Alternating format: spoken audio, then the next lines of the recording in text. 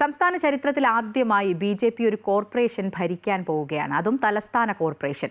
4 പതിറ്റാണ്ടായി തുടർന്ന ഇടതുകോട്ട തകർത്താണ് BJP. Thiruvananthapuram corporation പിടിച്ചത്. നിയമസഭാ തെരഞ്ഞെടുപ്പിലേക്കുള്ള ബി.ജെ.പിയുടെ പ്രധാന വേദി ഇനി തിരുവനന്തപുരമാകും.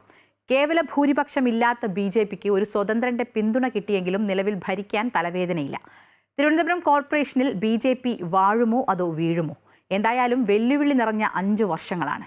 ഈ വിഷയമാണ് വനിതാ ജംഗ്ഷൻ ഇന്ന് പരിശോധിക്കുന്നത്.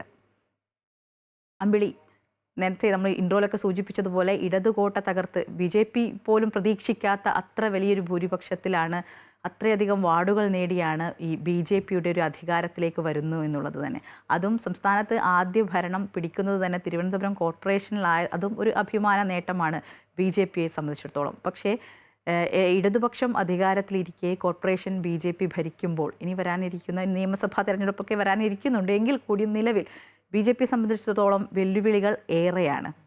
എങ്ങനെയായിരിക്കും ഈ ഒരു 5 വർഷം അവർക്ക് ഉണ്ടാവുക? ഇപ്പോൾ കേവല സ്വതന്ത്രൻ മേയർ തെരഞ്ഞെടുപ്പിലൊക്കെ ഉൾപ്പെടെ സ്വതന്ത്രൻ്റെ പിന്തുണയൊക്കെ ഉറപ്പാക്കാൻ ബി.ജെ.പിക്ക് കഴിഞ്ഞിട്ടുണ്ട്. പക്ഷേ അതൊരു താൽക്കാലിക പിന്തുണയാണെന്ന് സ്വതന്ത്രൻ പറയുമ്പോൾ കൂടി ബി.ജെ.പിയെ സംബന്ധിച്ചിടത്തോളം അത് ഒരു വെല്ലുവിളി തന്നെയാണ് ഈ വരാനിരിക്കുന്ന കുറച്ച് വർഷങ്ങൾ എന്ന് പറയുന്നത്.